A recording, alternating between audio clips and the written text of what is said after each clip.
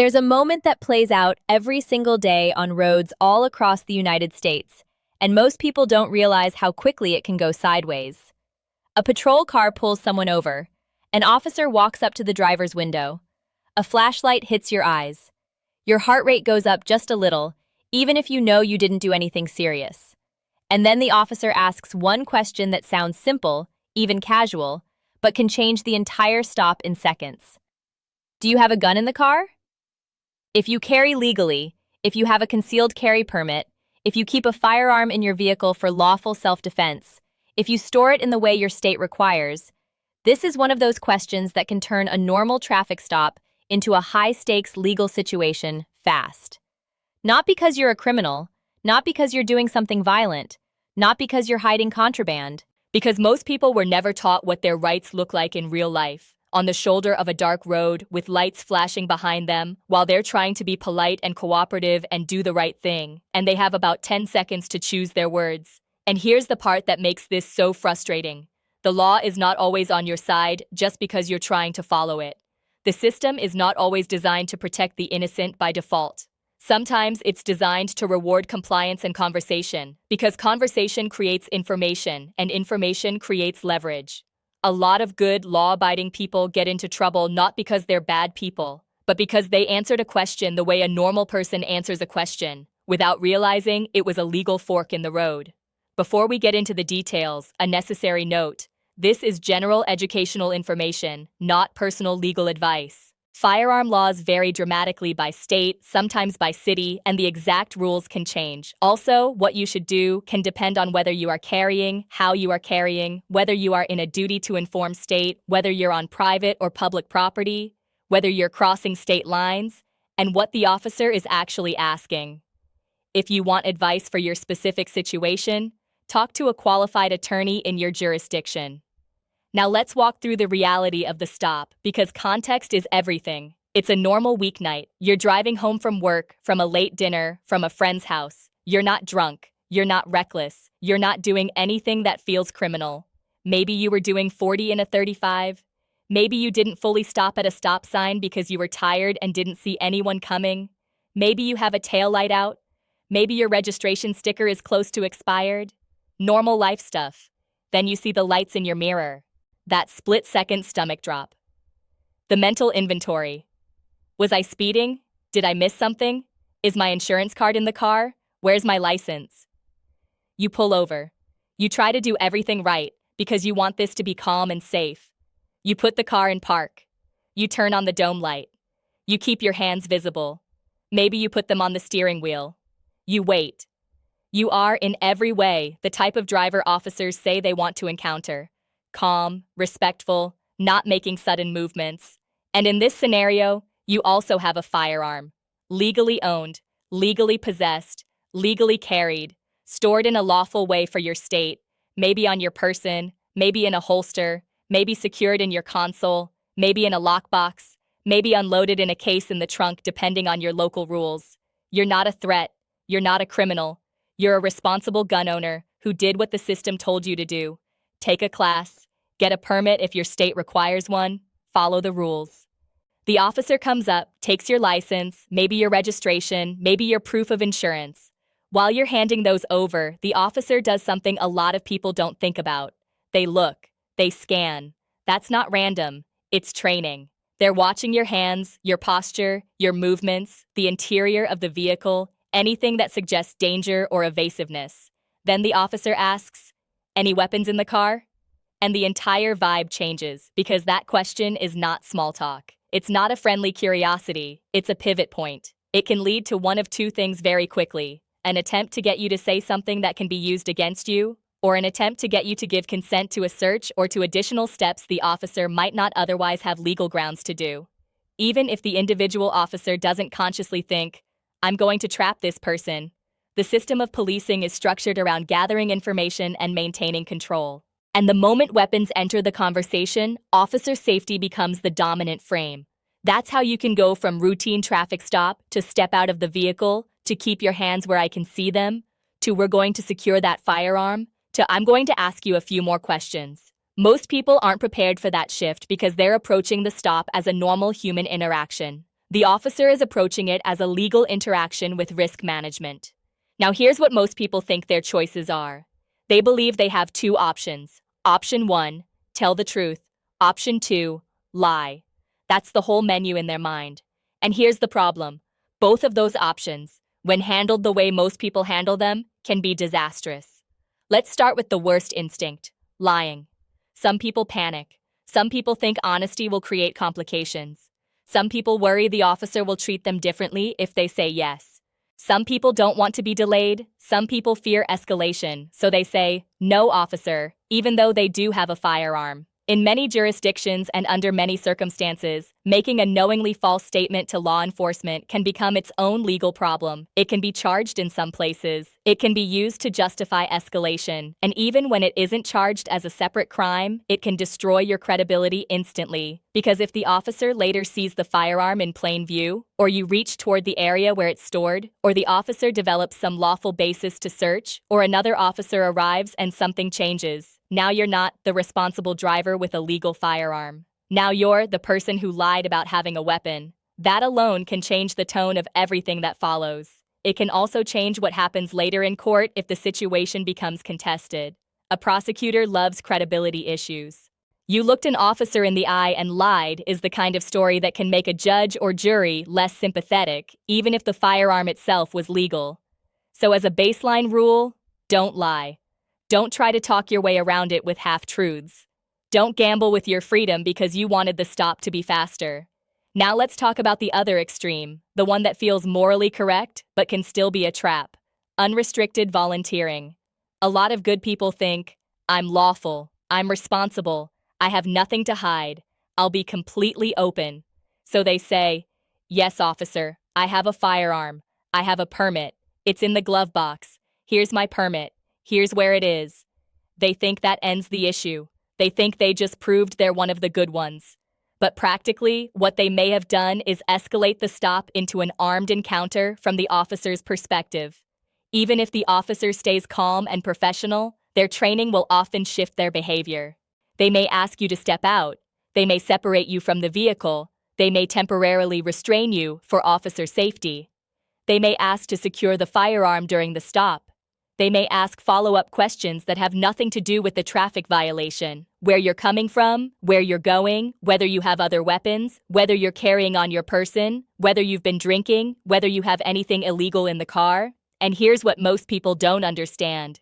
Each additional question is an opportunity to accidentally give inconsistent answers, to volunteer something that creates suspicion, to consent to something you don't have to consent to, or to say something that later gets interpreted in the worst possible way.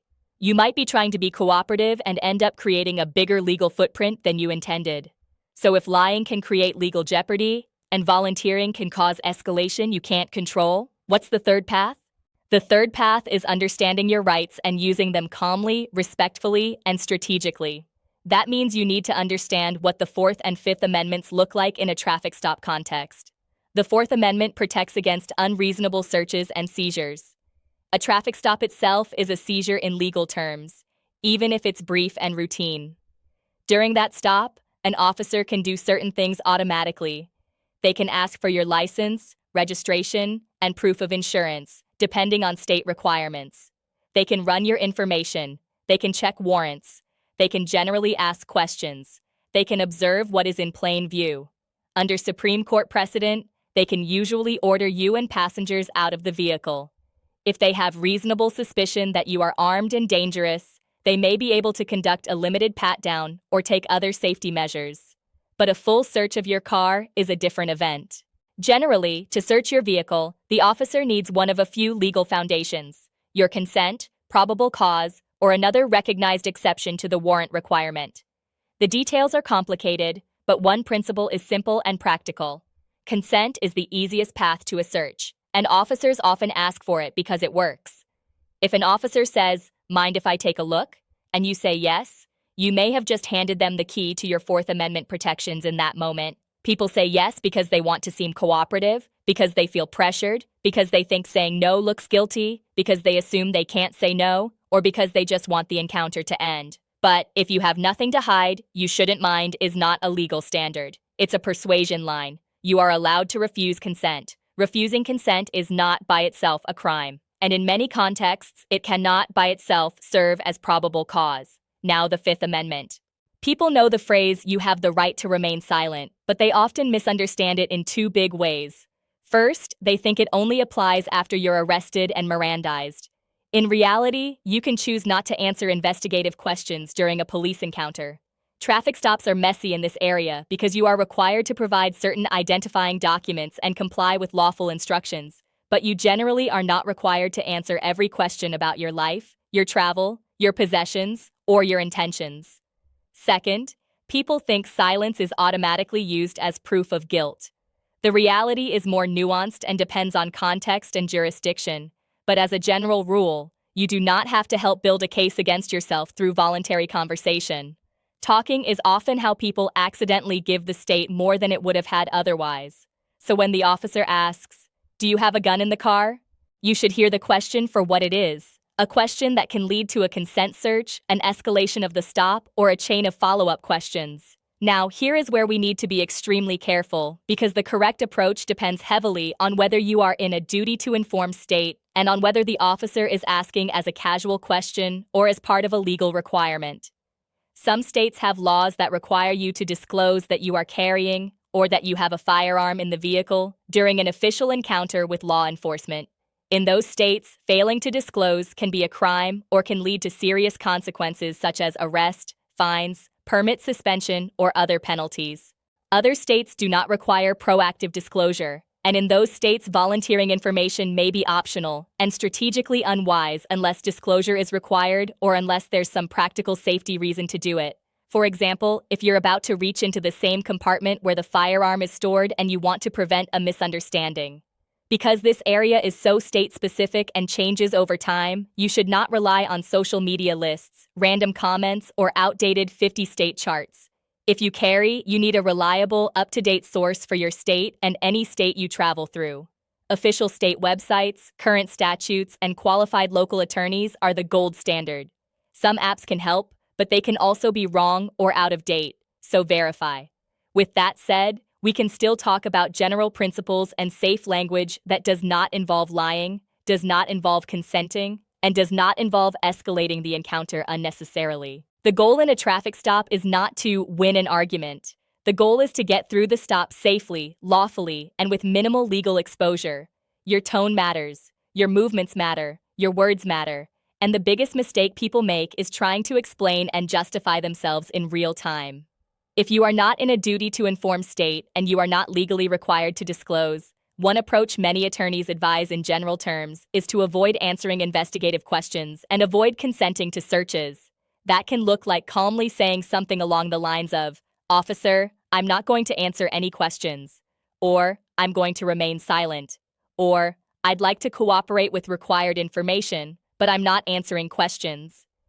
If the officer asks for consent to search, you can say, "I do not consent to any searches." That sentence matters because it is clear, respectful, and legally meaningful. It is not an insult. It's not a lecture.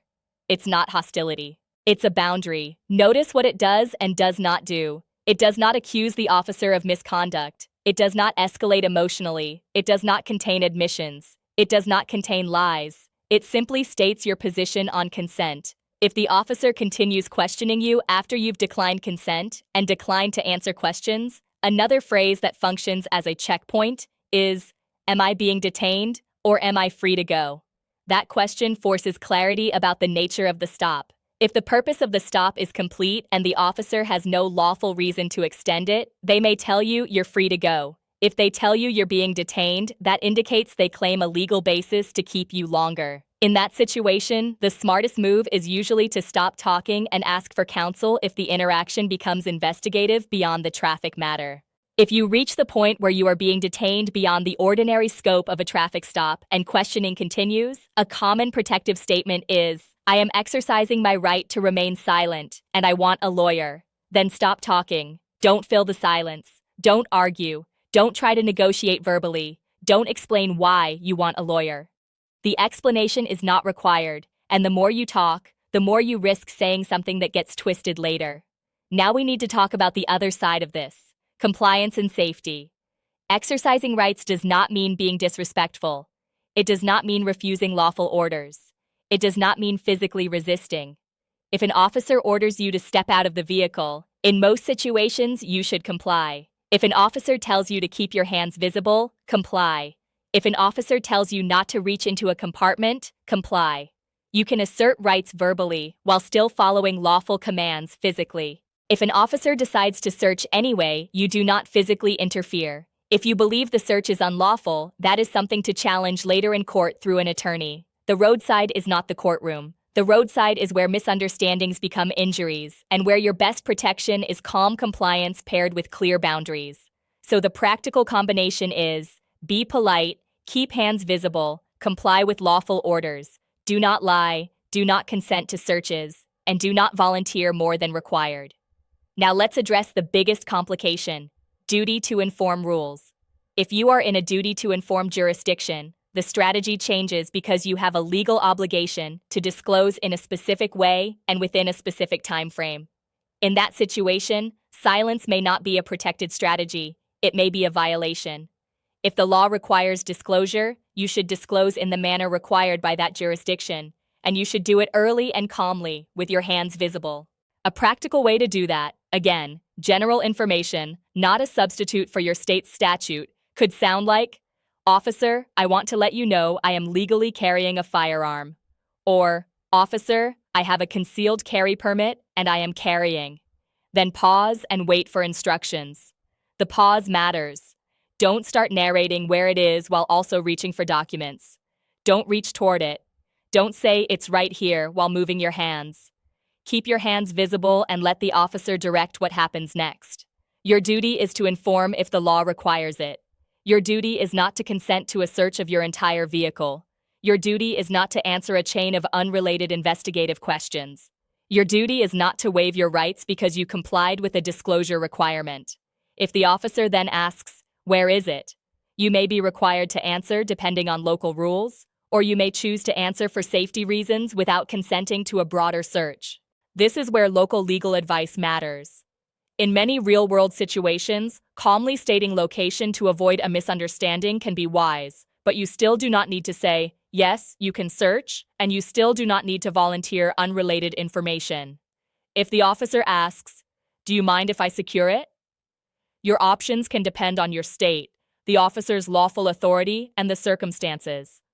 Some officers will temporarily secure a firearm during a stop as a safety measure and return it afterward. Whether and how that can happen legally varies. What should not happen is you reaching for it yourself. If a firearm is going to be moved, it should usually be handled under the officer's direction for safety. Now consider states without duty to inform laws.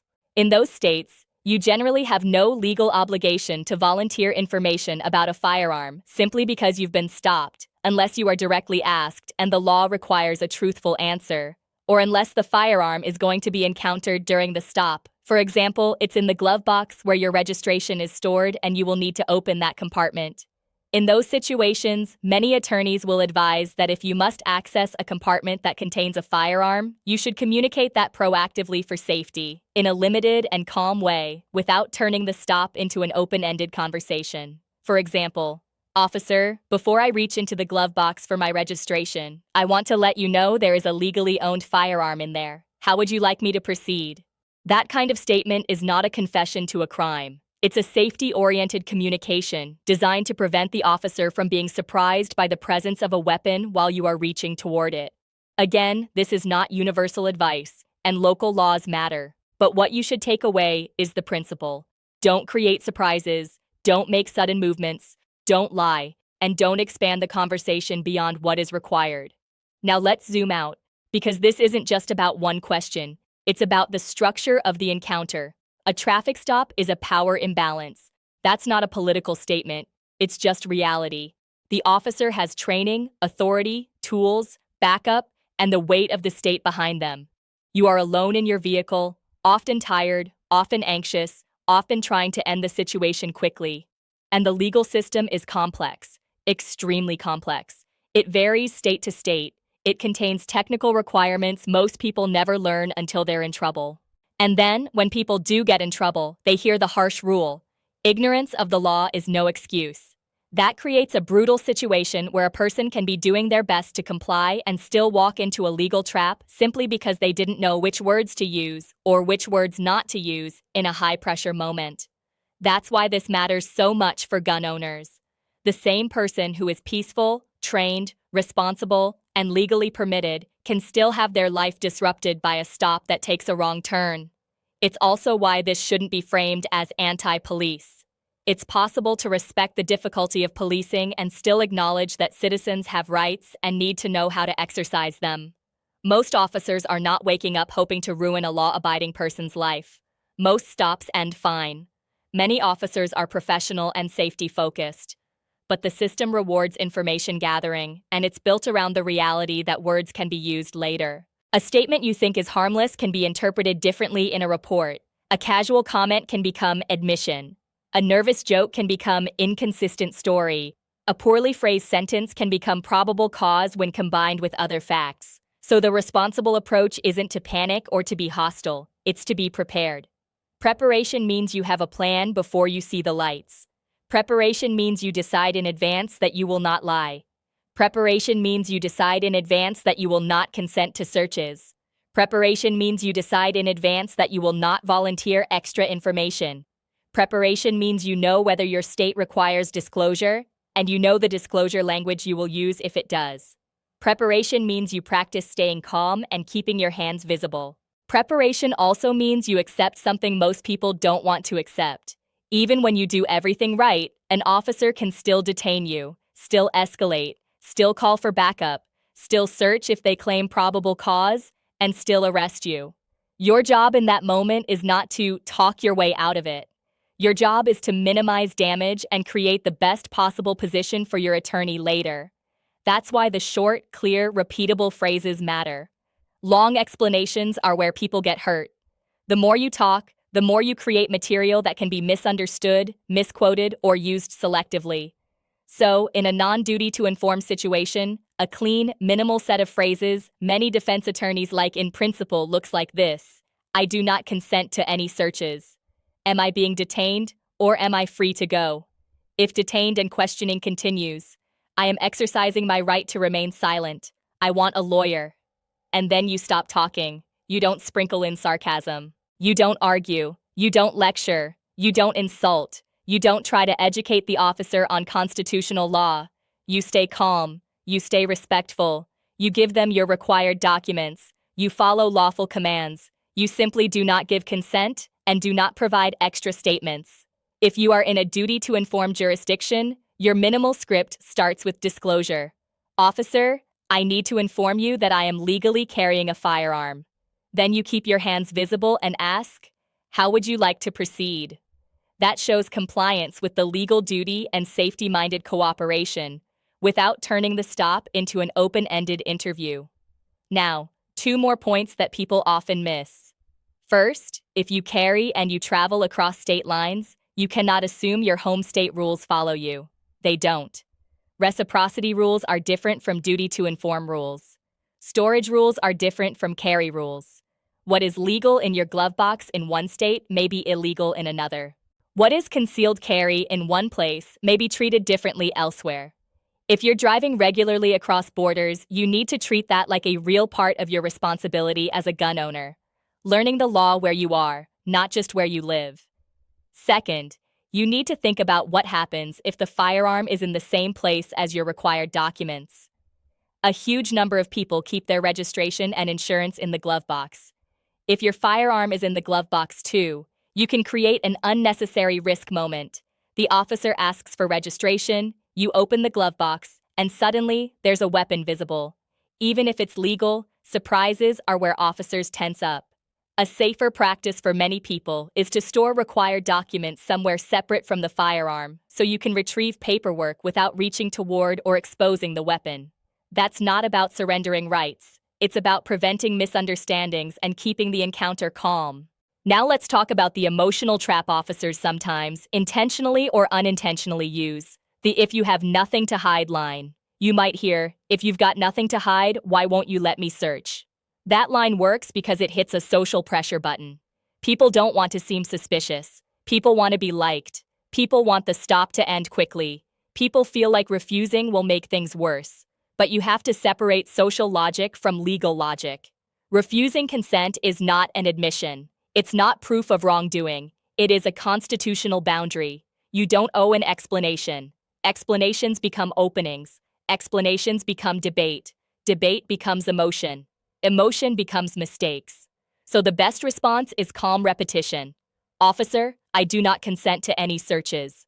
If the officer is professional, they'll either proceed with the stop or they'll move to whatever lawful basis they believe they have.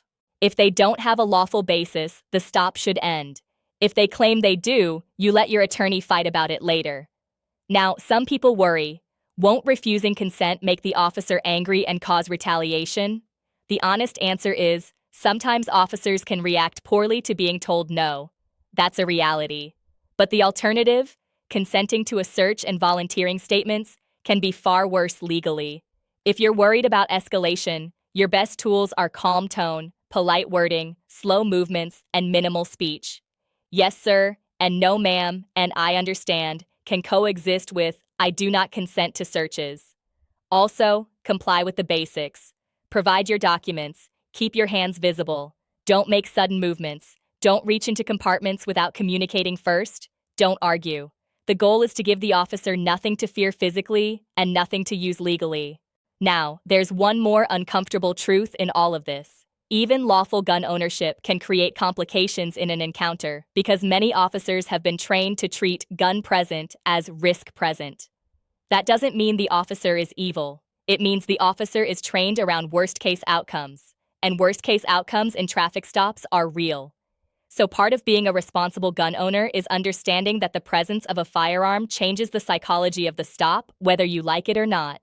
You can reduce that psychological stress by removing surprises and using careful language, but you can't control the officer's internal risk calculus. That's why the safest approach is usually don't lie, don't surprise, don't escalate verbally, don't consent, and don't chat. Now let's tie this to the bigger theme, because the larger issue here is not guns. It's rights in practice.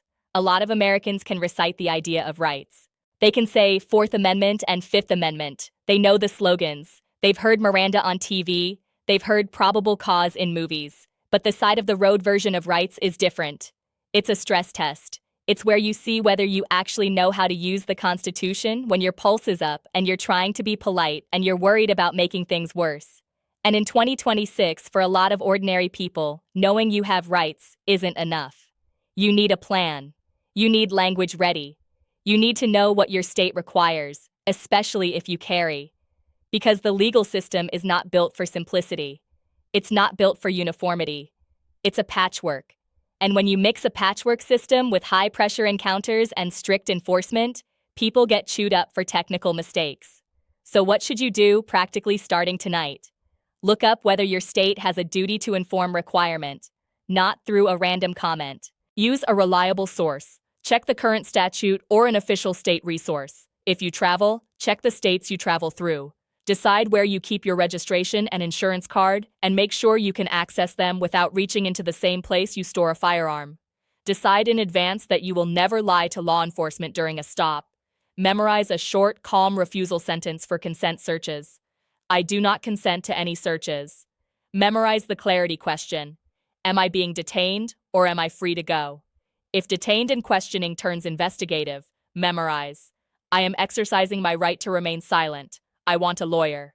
If you are in a duty to inform jurisdiction, memorize your disclosure sentence and practice saying it calmly. Officer, I need to inform you that I am legally carrying a firearm. Then keep your hands visible and ask, how would you like to proceed? And most importantly, commit to the mindset. The roadside is not the place to win. The roadside is the place to survive legally and physically. Polite, calm, minimal, compliant with lawful orders, and firm on rights.